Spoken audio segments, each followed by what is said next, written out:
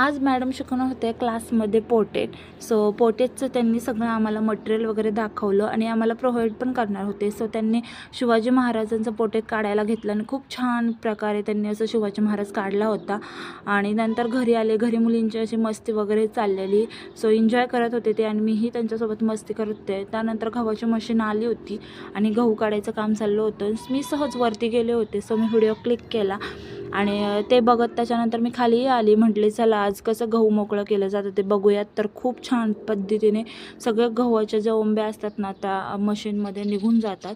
आणि त्याच्यानंतर म्हटले चला आज भाजीसाठी लसूण पण नेऊया. सो वल्ला असा लसूण मी उपटून घेतला आणि नंतर मग गुडत्यांसोबत मी परत आले शेतात. तर त्या म्हटलं चला आज कोथिंबीर घ्यायची. तर कोथिंबीर ताजी ताजी घेतली आणि ते मेथी पण घेत होत्या.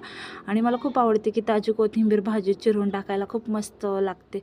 नंतर माझं हे कोबूचं झाड होतं जे की तुम्हाला मागच्या ब्लॉगमध्ये दाखवलं होतं. आता कधी येईल काय माहीत नाही.